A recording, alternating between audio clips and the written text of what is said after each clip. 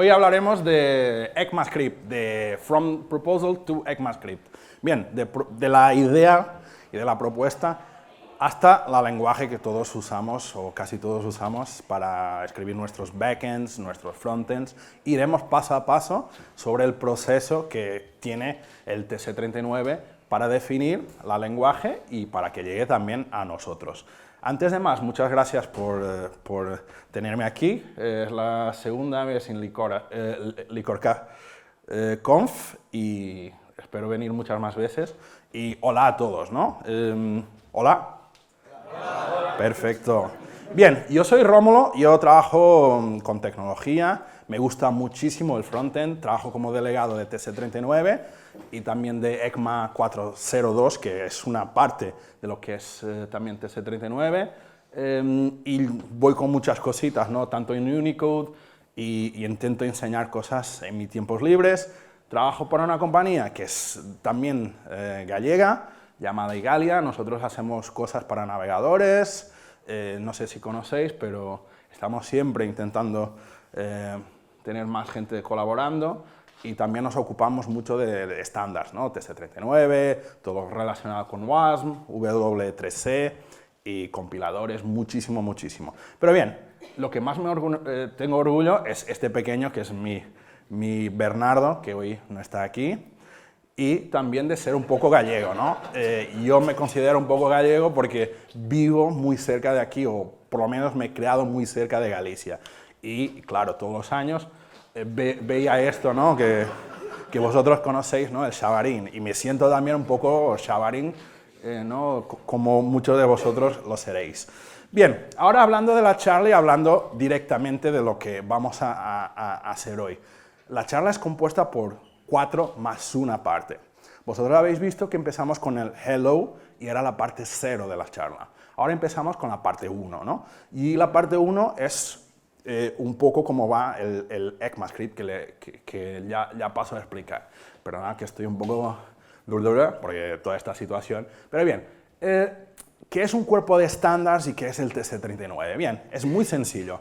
¿Qué es un cuerpo de estándares? Hay muchos, el WebWG, W3C, ISO, ECMA, Unicode, muchos otros. Un cuerpo de estándares es solamente un lugar donde la gente se reúne para definir algo que sea uniforme para plataformas, que sea uniforme para algo. Cocina, que sea uniforme para una patente, por ejemplo. Y esto quiere decir el qué, que podríamos escoger una entidad que nos estandarizara. Yo suelo usar la receta de tortilla de patata, pero aquí sería el pulpo, ¿no? Que estandarizara cómo hacer el pulpo, pulpo alfeira, por ejemplo, ¿no? Y podríamos escoger, por ejemplo, ECMA o Unicode o alguien que confiáramos como una persona que pudiera aportar cierta seguridad y ciertas reglas a lo que es el pulpo alfeira. Sería un cocinero, por ejemplo, conocido, que nos pudiera decir, oye, esta es la receta, o la receta de tortilla, o un estándar como es el JavaScript. Pero no es más que un lugar donde decidimos y seteamos reglas que son usadas a posteriori para que la gente las pueda, cuando necesite implementar JavaScript o cómo hacer el pulpo, las pueda leer y los pueda hacer tal y como la receta manda. El TC39 es el comité técnico que define la especificación del JavaScript. El 39 es un número al azar porque al final hay muchos comités y tocó 39 al de JavaScript, pero podría haber tocado 45, 53... Hay comités de Dart, hay comités de otros lenguajes que también están acogidas a lo que es el ECMAScript. Por eso, mucha gente piensa que esta gente son los guardianes de las galaxias, pero no, son gente sencilla, gente que está ahí con muchas dificultades, intentando definir lo que nos gusta a todos, que es el lenguaje JavaScript. Recibimos muchísimas críticas, pero también recibimos muchísimo bueno feedback de lo que estamos haciendo y estamos siempre intentando escuchar a todos que usan el lenguaje para poder mejorarla. ¿Quién son estas personas que hacen el lenguaje y pertenecen a este grupo, ¿no? Al TC39?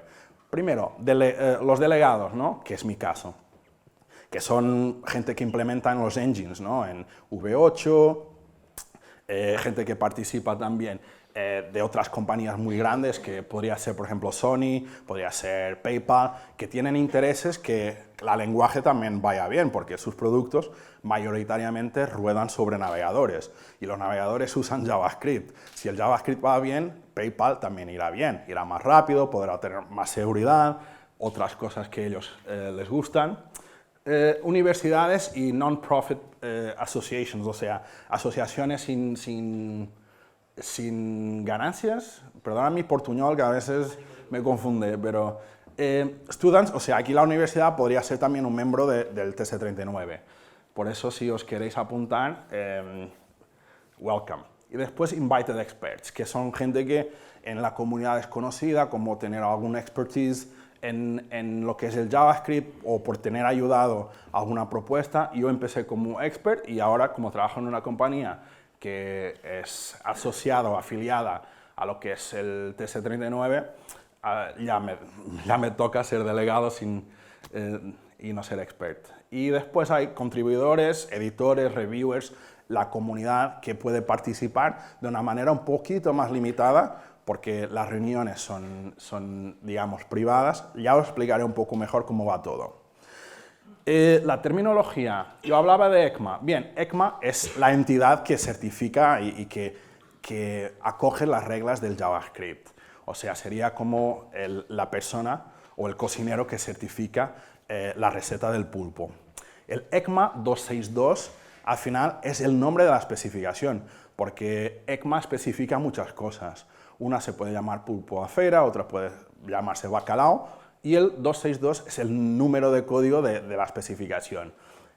El ECMAScript es el nombre del lenguaje, o sea, lo que llamamos JavaScript de toda la vida no existe, entre comillas, ¿no? Es ECMAScript, el nombre de verdad.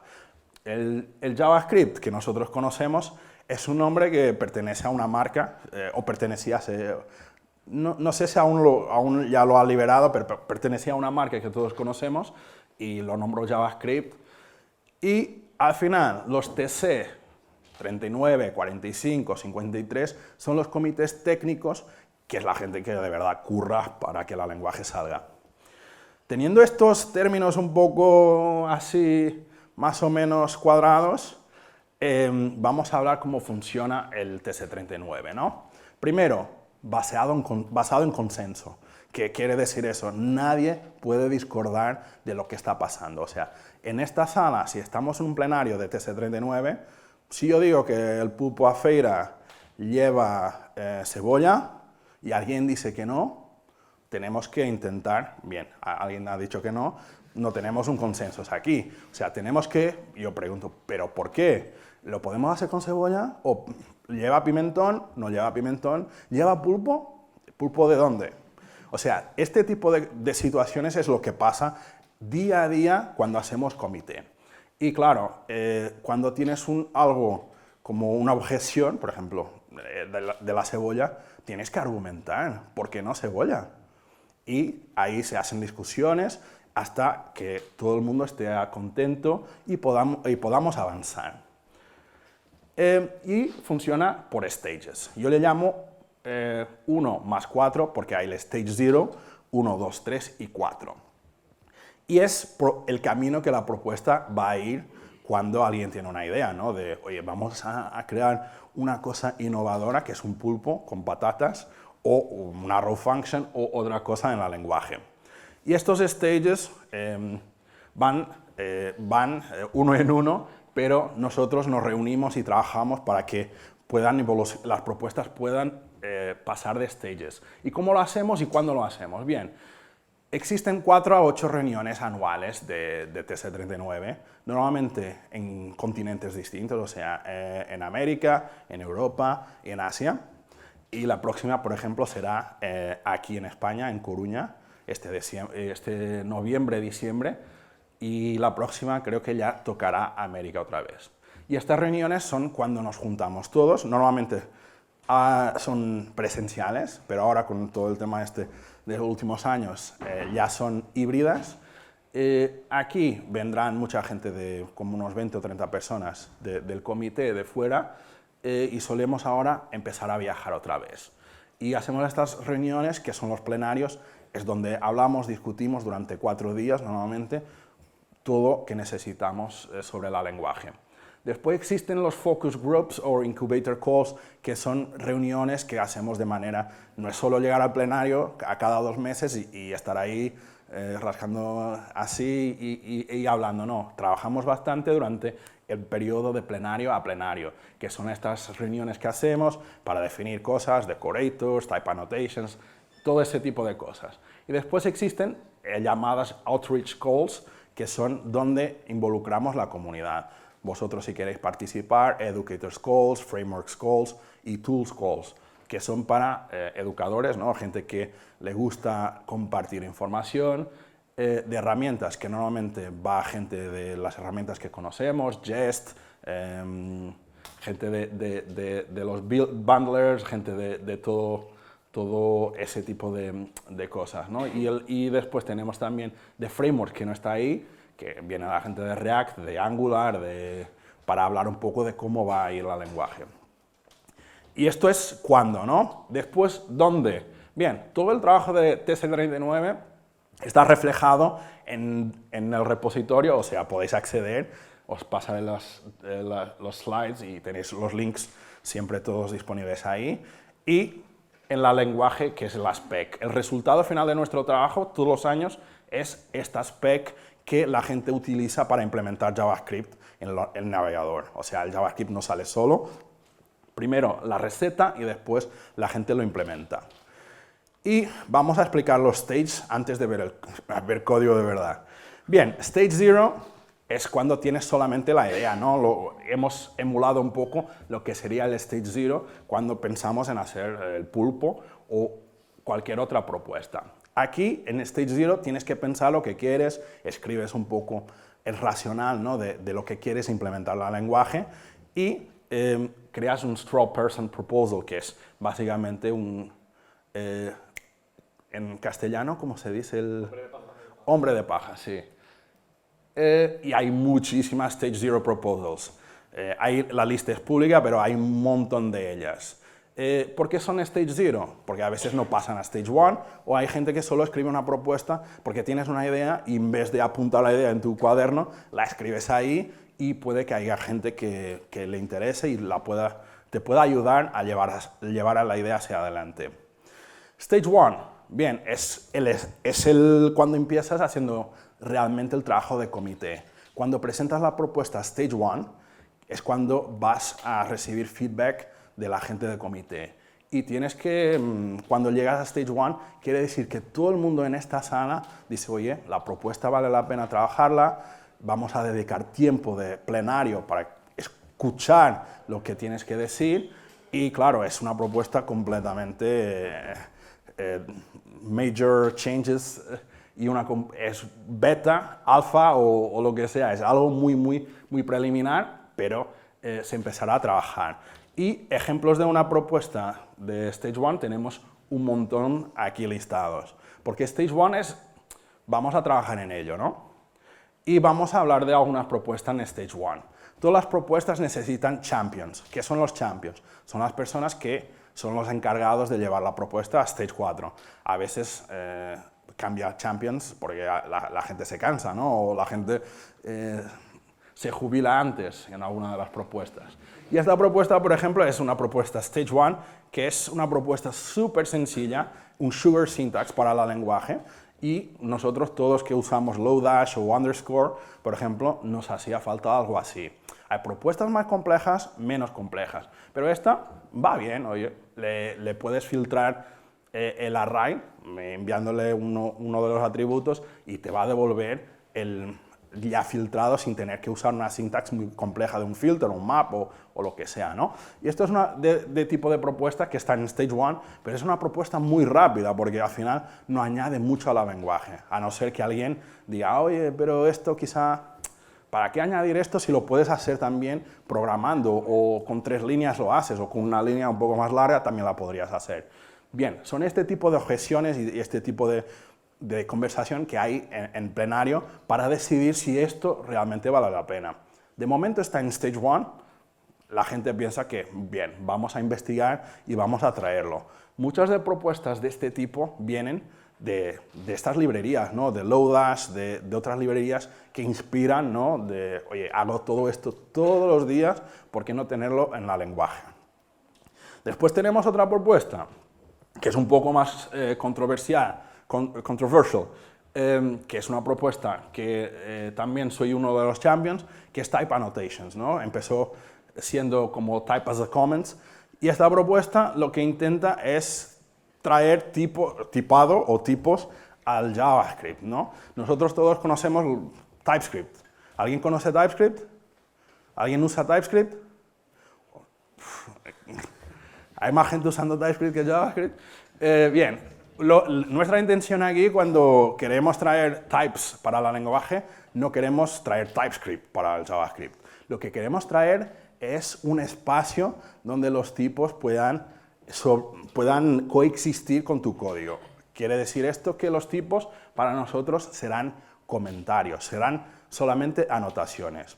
Y los tipos solo funcionarán cuando tienes un type checker conectado en tu entorno de desarrollo o solamente con Visual Studio Code ya te pueda inferir tus tipados.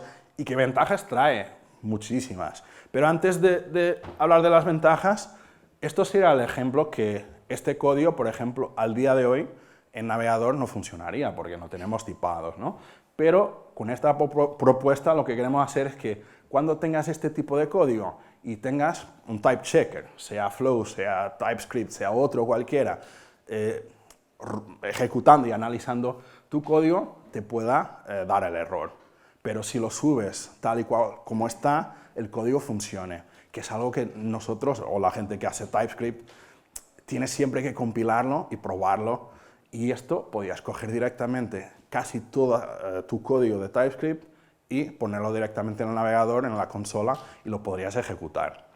Con esto, lo que nosotros queremos hacer es una versión un poco más ergonómica de lo que son los tipos en JavaScript, porque nosotros queremos que la gente pueda opcionalmente tipar su código sin tener que transpilarlo. Quiere decir que a futuro sería muy posible que no tuvieras un fichero TS, porque al final la mayoría de los tipos serían .js y tendrías tu código tal y cual lo tenías en el fichero anterior y funcionaría de la misma manera. ¿Y esto qué posibilita? Bien, una evolución mejor de lo que son los type checkers. ¿Por qué? Porque podríamos estandarizar cierta parte de lo que son los tipados y los type checkers como TypeScript, Flow y otros pudieran concentrarse en otras cosas. Porque hay un problema muy grande cuando tienes un proyecto que está en Flow, lo tienes que reconvertir a TypeScript. O si tienes de TypeScript y quieres usar Flow, lo tienes que reconvertir. Y tienes otro problema aún más grande. El espacio ecosistema de type checkers es muy limitado porque nadie se va a meter en un fregado de crear. Hay algún loco que lo está haciendo, pero nadie se meterá en un fregado de crear un nuevo type checker cuando existen ya estos dos monstruos, ¿no? Y Flow, Facebook, por lo que sé, tampoco está invirtiendo tanto en mejorarlo. Pero bien, la idea es esta, y esta es una propuesta Stage 1 que, al contrario de la otra que hemos hablado, esta puede que tarde algunos años hasta que sea una realidad. Cosas que quiero avisar que esta propuesta no tendrá, y hablaré un poco más de esta propuesta porque soy uno de los champions, no runtime effects. Hay mucha gente que dice, oye, ¿por qué, ya que tenéis tipos, por qué no por ejemplo, echar los errores en runtime? Si hacemos esto, estropearemos toda la internet, porque todas las aplicaciones que quieran convertir, si hay un error de tipos y el runtime effects, que sería chequear en tiempo real en navegador, posiblemente nos estropearía y partiría toda la internet. Además de traer consecuencias que esas consecuencias, a nivel de performance, etcétera, etcétera, podría también, lo podríamos sentir ahí. Otra pregunta que suelen hacer, y que os he comentado antes, ¿estáis trayendo TypeScript al navegador? No, la intención no es traer TypeScript al navegador, ni Flow, ni nada. No queremos que sea 100% compatible, pero intentaremos que vosotros no tengáis que cambiar vuestro código para un estándar, porque ya sabemos lo que el refactor y los cambios nos suponen. Queremos que sea algo más o menos alineado con lo que estáis acostumbrados y lo estamos pensando. Otras propuestas en Stage 1 que son muy chulas y os recomiendo que la miréis. Pattern Matching Extractors, que salió Stage 1 hace unas semanas. Decimal, que también creo que es muy importante, principalmente para los que trabajáis en el mundo financiero o con cryptocurrencies y todo ese tema. Creo que es muy importante. También os pido siempre, dejad feedback a las propuestas, porque muchas somos nosotros que la llevamos, por ejemplo el Decimal y otras, y para nosotros es muy importante saber el feedback de vosotros. Y un comentario que hago así un poco aparte, el TC39, 80 y algo % de la gente que está ahí no ha escrito una línea de JavaScript en la vida. O ha escrito muy pocas, porque al final, si escribes libros de recetas, no quiere decir que cocines todos los días, o que sepas cocinar. O sea, ahí hay mitad del grupo que son gente que es muy experta en C, que al final la lenguaje es se implementa el JavaScript utilizando otro lenguaje, ¿no? Que es el lenguaje que la gente ahí de comité está más acostumbrada. Por eso le falta a veces la sensibilidad del usuario del día a día, ¿no? Stage 2.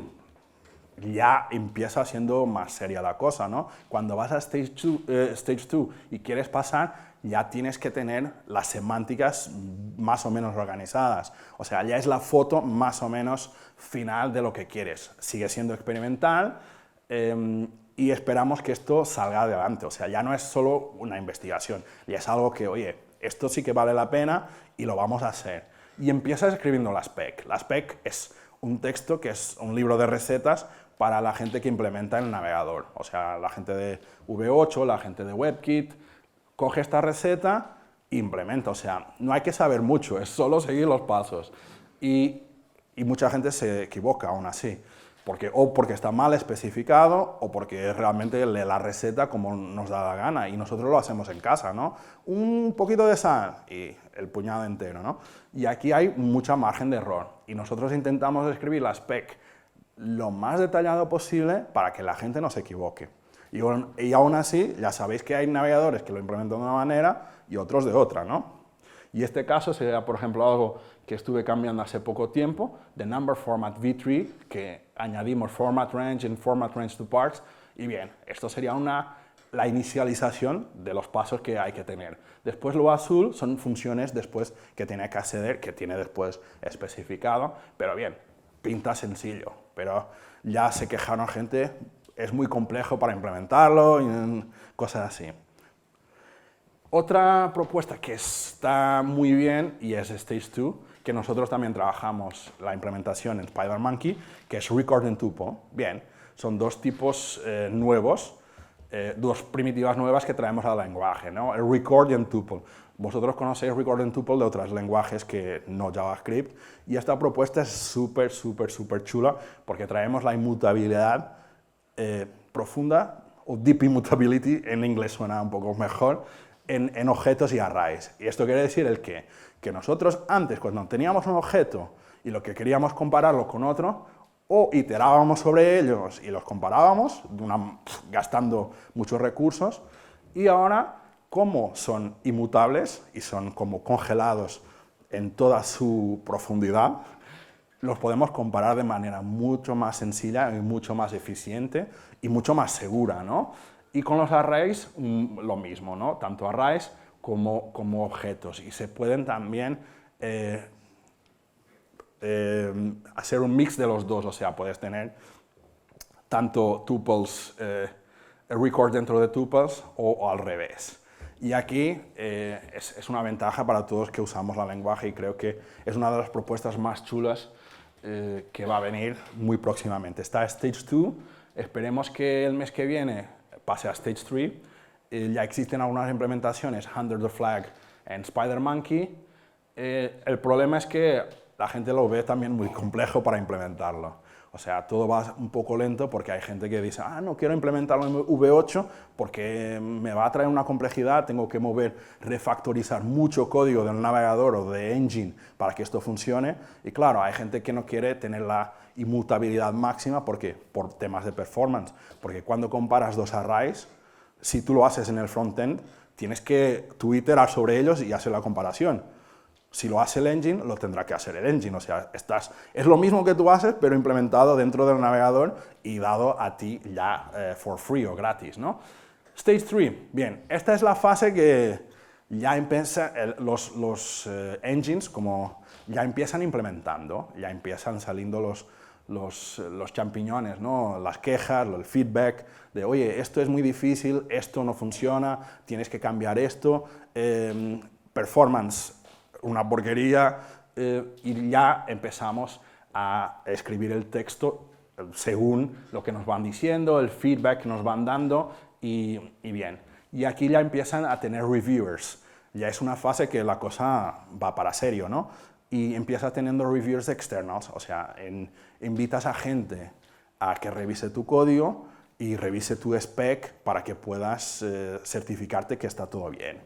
Y además de eso, voy a verlo ahora porque al final esto todo empezó así mucho más tarde, y aquí ya empiezas también a tener gente que lo va implementando under the flag y los tests, ¿no? Empiezas a tener tests. Y esto es una página que podéis consultar que lo que hace es testea según la spec en diferentes engines, ¿no?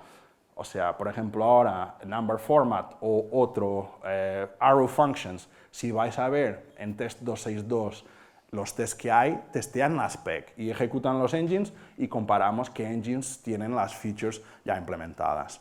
Esto es un test que no cubre el código del navegador, pero cubre la spec, o sea, si siguen la receta.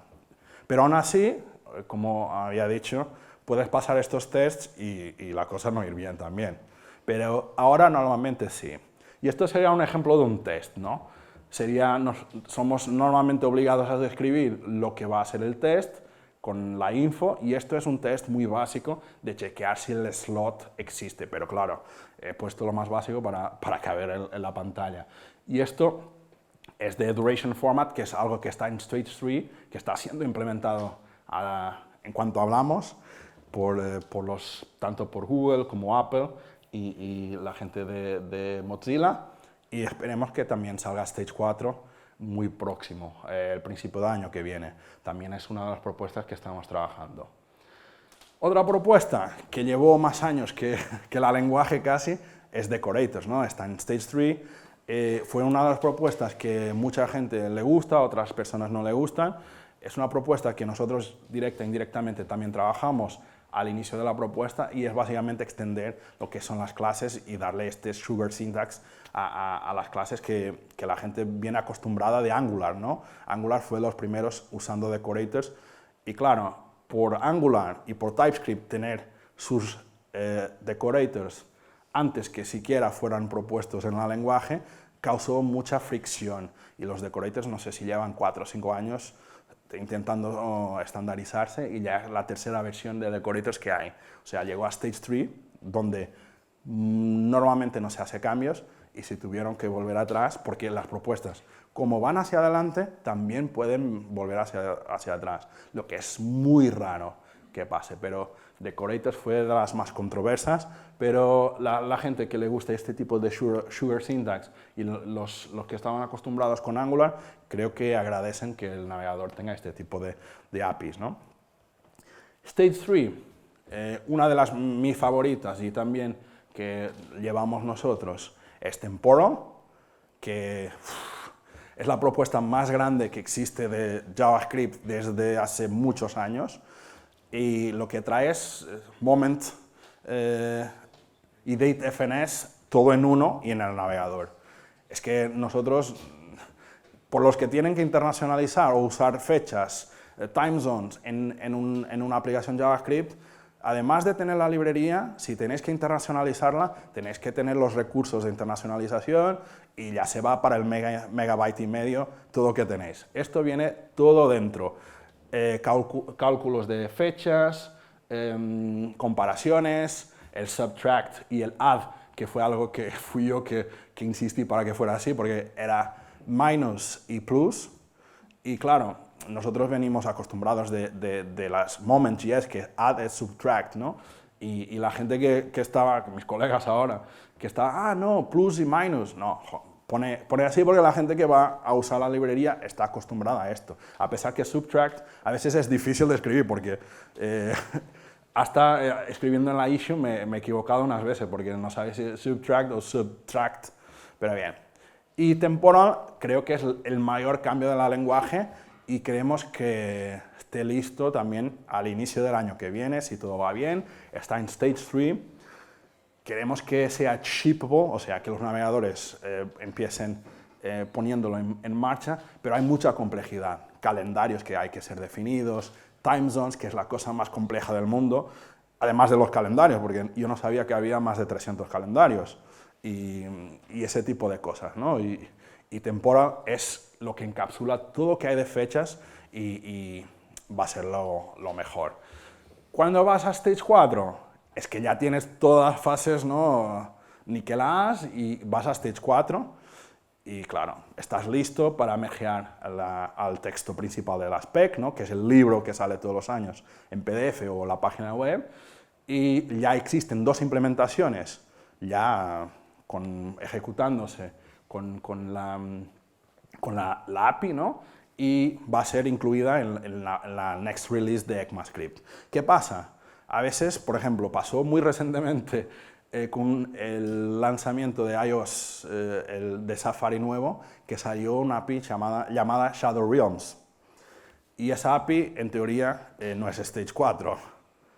Pero Apple se equivocó. Fuimos nosotros que hemos hecho la API, pero Apple se equivocó y la lanzó.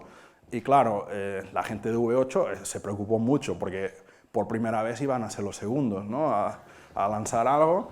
Y Apple lo tuvo que sacar y ahora creo que la versión ya lo han puesto under the flag. Pero será una de las propuestas que irá a Stage 4 muy próximamente y será las propuestas que Chrome se va a retrasar porque no lo tiene implementado. Y solo un dato así más gracioso. Y Stage 4, un caso que ha salido este año, el Top Level Await, ¿no? Es una chorrada, pero es la cosa que más me irritaba en JavaScript últimamente, ¿no? Tener que encapsular siempre una sync function para poder hacer el await era súper aburrido. Ahora lo puedes hacer directamente sin encapsularlo. Pero qué sencillo es, ¿no? Porque tarda en ¿Por qué? Porque cada vez que haces un await hay digamos, un graph de importaciones que hay que ser calculado. Y calcularlo sobre la marcha, el graph de las dependencias y las dependencias de las dependencias, que pueden tener también dependencias, al vuelo es súper complejo y es súper difícil. Y calcular que no cargues la misma dependencia 3 veces, o las puedas cachear, o las puedas instanciar de manera individual, es súper, súper complejo. Por eso han ido por el más sencillo, ¿no? Encapsularlo, y sabes que aquí, cuando el navegador lee este código, sabes que esto lo puedes precachear, ¿no? Vas a importar esta librería, mira si has importado. O sea, esto fue súper complejo para 3 líneas que te ahorras. Pero bien, ha cambiado bastantes cosas under the hood en el navegador, lo que nos va a abrir puertas para muchas cosas, ¿no? Que no tengo en los slides, pero por ejemplo Import Reflections, que es una propuesta que está en Stage 2, que es muy enfocada a importar cosas. O sea, una manera de importar que te va a permitir importar metadata, CSS, WASM, lo que sea, y te permita importarlo y quedarlo sin instanciar. ¿Qué quiere decir esto? Que puedes, por ejemplo, para gente que hace tooling, librerías, puedes hacer importaciones dinámicas de cosas y no ejecutarlas al momento. O sea, sería como deferir la ejecución de JavaScript, que es algo que al día de hoy no existe, a no ser con los imports. O sea, puedes definir el parseo, hasta el parseo lo puedes definir, porque solo tienes el metadata. Y después, cuando lo instancias, parsea y se ejecuta. Esto, si va todo hacia adelante con las propuestas que hay paralelas a esto, nos va a permitir tener un deferred eval, o sea, una evaluación de código deferida, que no existe al día de hoy en JavaScript y podría ser algo muy bueno para optimizar las aplicaciones, porque cuando cargamos el JavaScript de una aplicación, tiene que ser por lo menos evaluado, ¿no? Si cargas 1 megabyte, por mucho que solo ejecutes una línea de este código, la evaluación la tienes que hacer, porque el navegador la tiene que entender. Y con este tipo de mecanismos que se están haciendo, vas a poder delegar la evaluación para un periodo más tarde, ¿no? Otras cosas que son muy importantes, que me gustaría también hablar, que han salido, son Stage 4, por ejemplo, el error cause, ¿no? Tenemos el error, ¿por qué? Ya le podemos decir el por qué, ¿no? Añadirlo. Normalmente la gente hacía un monkey patching, ¿no? Al error prototype o hacía la clase y hacía sus errores a su moda. Aquí ya lo puedes hacer.